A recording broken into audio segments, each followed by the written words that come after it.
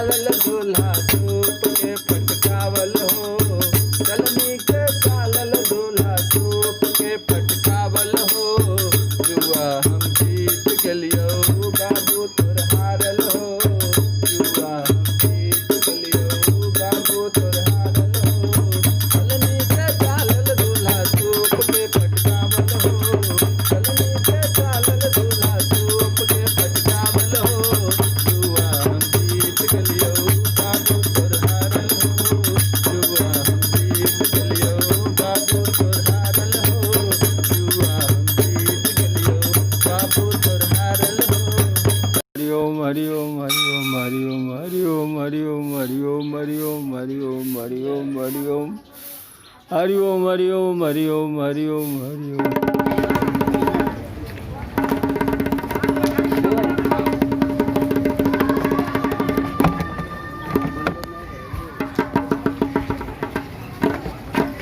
चलिए। अरे आप इतना चिंता क्यों कर रहे हैं?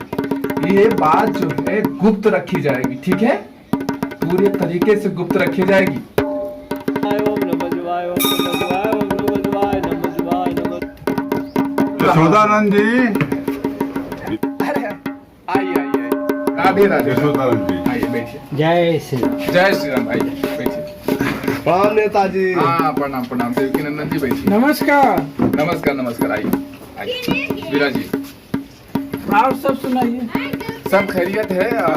यार तुमने तो कमाल कर दिया। कमाल, ये कहिए झंडे गाड़ दिए झंडे।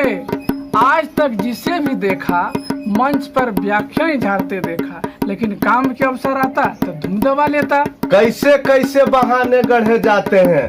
लोग कहते हैं कि हमें दहेज से सख्त नफरत है, हमें इसके विरुद्ध है, पर क्या करे, बच्चे की अम्मी जान मानती नहीं है, तो कोई अपने बाप पे फेंक देता है तो कोई किसी खुराट पे।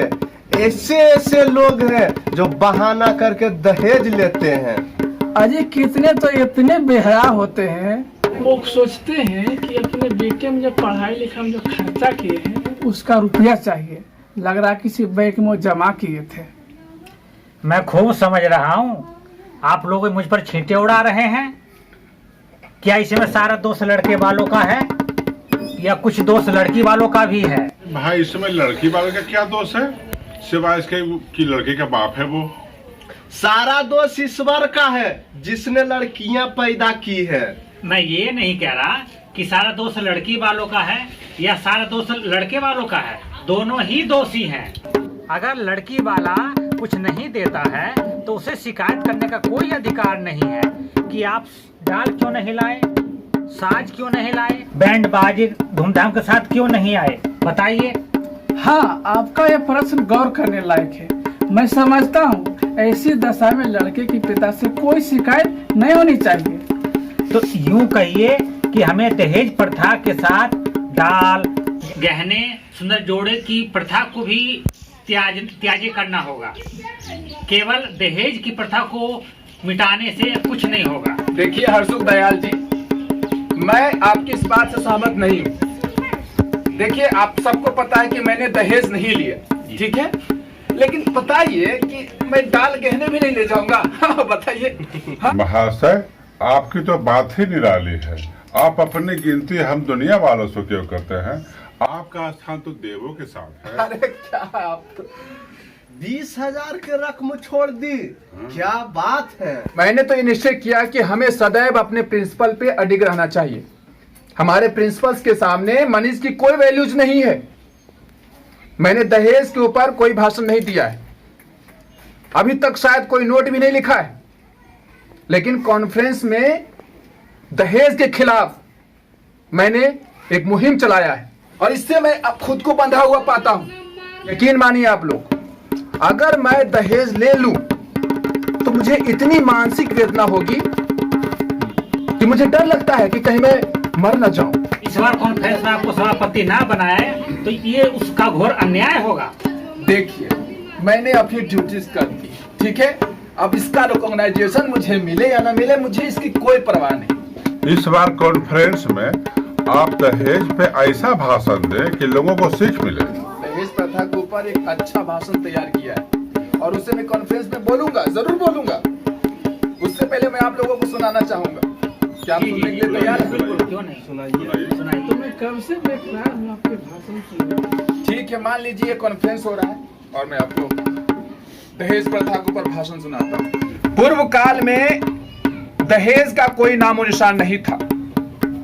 दहेज किस चिड़िया का नाम है किसी को पता न था।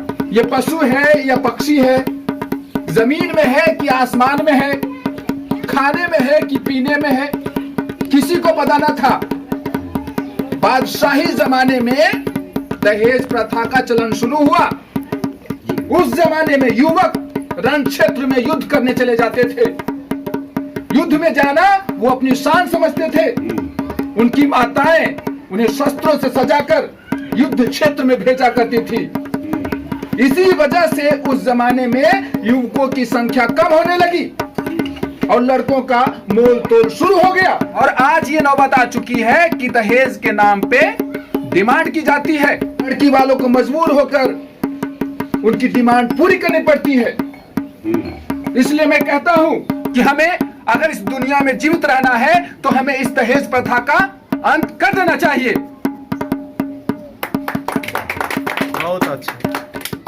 अलख निरंजन, आइए अलख निरंजन, अलख निरंजन। आइए तशरीफ कीजिए, बैठिए। बैठिए।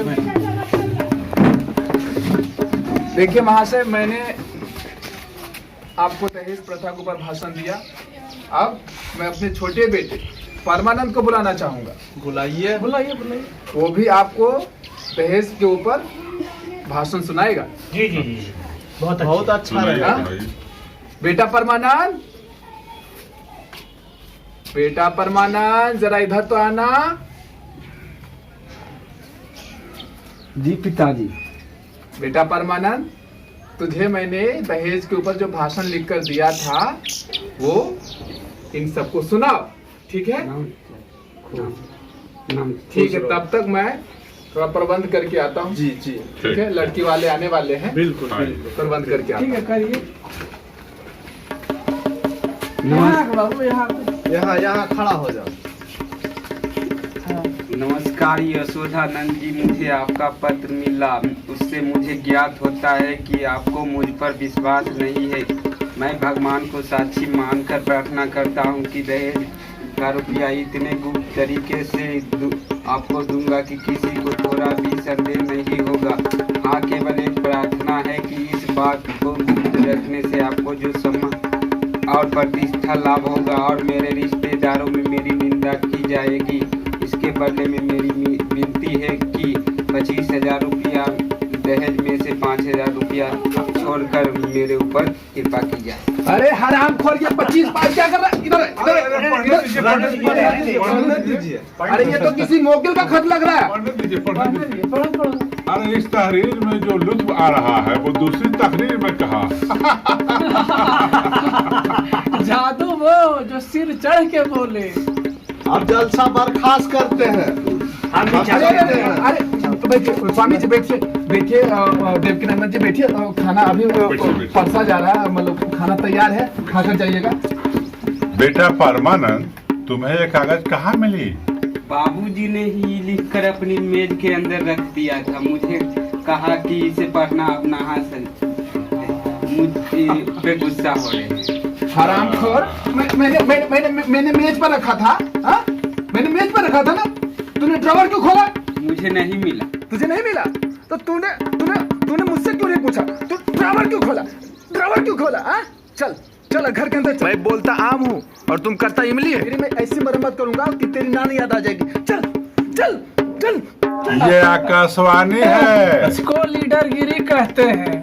अपना उल्लू भी सीधा करो और नेक नाम भी कमा। मक्कार का मुंह काला। ऐसे से धनी मनी विद्वान बेहया होते हैं, पतित होते हैं कि मैं ये सोच नहीं सकता। लेना है तो खुले खजाने लो, चोरी चुपे क्या है? माल भी उड़ाओ और यश भी कमाओ। दयानंद पर तरस आ रही है। उस बेचारे ने इतनी मक्कारी की, उस पर भी उसकी पोल खुल गई। बस एक आज की कसर रह गई।